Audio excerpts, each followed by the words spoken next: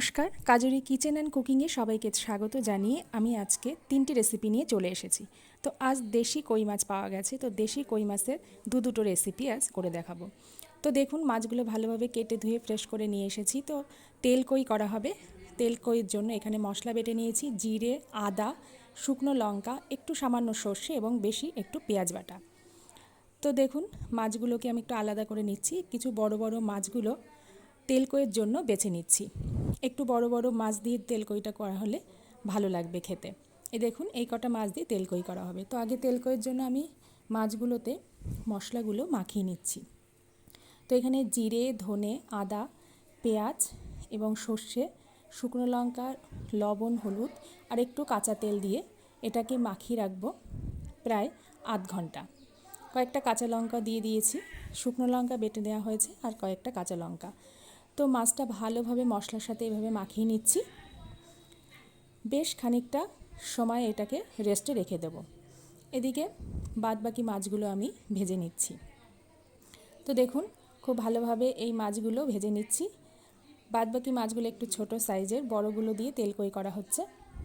তো মাছগুলো ভাজা হয়ে গেছে। এবার একটা হালকা তরকারির জন্য আমি দিয়ে দিচ্ছি এখানে জিরে ফোড়ন। এবার আলু দিয়ে দিচ্ছি, লম্বা লম্বা করে আলু কেটে নিয়েছি। তো আলুটা খুব ভালোভাবে লাল লাল করে ভেজে নেব। জিরে বাটা আর আদা বাটা দিয়ে এই হালকা ঝোলটা কিন্তু খেতে দুর্দান্ত লাগে। তো একটু পরিমাণ মতো লবণ আর হলুদ দিয়ে ভালোভাবে লাল লাল করে আলুটাকে ভেজে নিচ্ছি। তো আলুটা এদিকে ভাজা হচ্ছে, একটু হলুদ দিয়ে দিলাম, আর একটু ভালোভাবে ভেজে নেব।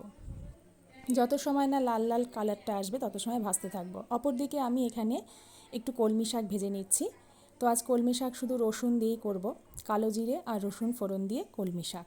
এটাও কিন্তু অসাধারণ লাগে। তো একটু বেশি মাত্রায় রসুনটা দিয়ে দিচ্ছি। তো কালো জিরে আর রসুনটা ভালোভাবে লাল লাল করে ভেজে নিচ্ছি। এই দেখুন, রসুনটা যতটা সম্ভব একটু লাল লাল করে ভাজতে হবে। তো ভেজে নিয়েছি। এবার আমি এখানে ভালোভাবে বেছে নিয়ে কেটে রেখেছিলাম, ধুয়ে কেটে রেখেছি এই কলমি শাকগুলো দেখুন। এবার এগুলো দিয়ে দিচ্ছি, খুব তাজা খুব সুন্দর কলমি শাক।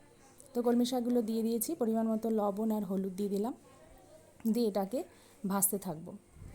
একটু ঢেকে ঢেকে দিয়ে ভাজলে কি হবে, খুব তাড়াতাড়ি নরম হয়ে যাবে এবং শাকটা খেতে কিন্তু আরও বেশি ভালো লাগবে। তো এইভাবে একটু নেড়ে নিচ্ছি। নেড়ে এবার এটাকে ঢাকা দিয়ে দেব। ঢাকা দিয়ে দিয়ে মাঝে মাঝেই কিন্তু এটাকে দেখতে হবে যাতে তলাটা লেগে না যায়। দিয়ে দিচ্ছি কটা কাঁচা লঙ্কা। এখানে শুকনো লঙ্কা ফোড়নও দেওয়া যেতে পারে। আজ কলমি শাকটা আমি একটা অন্য পদ্ধতিতে করছি। লাস্টে নামানোর আগে একটু ডিম ঝুড়ো দিয়ে এটাকে নামিয়ে নেব, আলাদা একটু ডিমটা ভেজে নেব। এটাও কিন্তু খেতে খুব ভালো লাগবে। তো চলুন, শাকটা হতে হতে আমি ওইদিকে তরকারিটা করে নিই। তো অলরেডি এই দিক থেকে আলুটাও ভাজা হয়ে গেছে। এই দেখুন, আলুটা সম্পূর্ণ লাল লাল হয়ে গেছে। এবার দিয়ে দিচ্ছি 1 চামচ জিরে বাটা আর 1 চামচ আদা বাটা। এটা কিন্তু খুব কম মশলায় হবে, কিন্তু খেতে অসাধারণ লাগবে। একটু হালকা ধরনের ঝোলটা হবে। তো আরেকটু মশলার সাথে আমি আলুটা ভালোভাবে কষে নিচ্ছি। এবার দিয়ে দেব পরিমাণ মতো গরম জল, যতটা প্রয়োজন মাছ অনুপাতে গরম জল দিয়ে দিচ্ছি। গরম জল দিলে তরকারির কিন্তু ফ্লেভারটা এবং স্বাদটা অনেক অংশে বাড়ে। তো এবার মাছগুলো দিয়ে দিয়েছি। এবার 7 থেকে 8 মিনিট ধরে এইভাবেই ফুটতে থাকবে। দিয়ে দিচ্ছি ঢাকনাটা। এবার দিয়ে দেবো কটা চেরা কাঁচা লঙ্কা। এটা কিন্তু কাঁচা লঙ্কায় রান্না করলে বেশি ভালো লাগবে, শুকনো লঙ্কার এখানে কোনো প্রয়োজন নেই। তরকারিটা হালকা হলেও খেতে কিন্তু খুব ভালো লাগবে, যেহেতু কই মাছটা দেশি। তো দেশি কইয়ের স্বাদটা তো একটু অন্যরকম হবেই। তো তরকারিটা কিন্তু আমার অলরেডি হয়ে গেছে। এবার আমি তেল কইয়ের জন্য কড়াইতে তেল দিয়ে দিচ্ছি। তেল কই মানে একটু তেলটা বেশি পরিমাণে লাগবে। তো আগেই থেকেই মাছটাতে আমি কাঁচা তেল মাখিয়ে রেখেছিলাম। কড়াইতে একটু তেল দিয়ে দিচ্ছি, পরে প্রয়োজন হলে আর একটু তেল দেওয়া যাবে।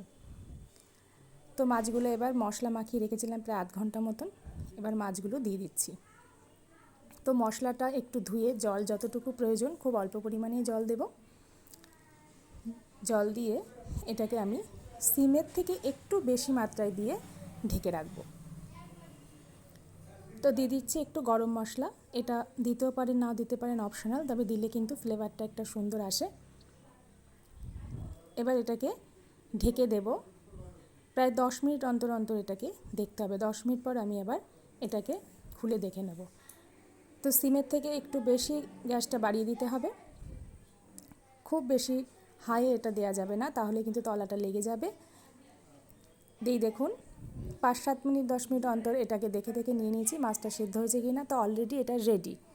দেখুন দেখতে কতটা সুন্দর লাগছে তেলকই, দেখতে যতটা সুন্দর খেতেও কিন্তু সুন্দর। তো আমার এদিকে কলমি শাক ভাজা, ডিম ঝুড়ো দিয়ে তেলকই এবং আলু দিয়ে পাতলা দেশি কই মাছের ঝোল রেডি। তো দেখুন দুপুরের খাবার পরিবেশন করছি, অপূর্ব দেখতে লাগছে এবং খেতেও কিন্তু এটা অসাধারণ।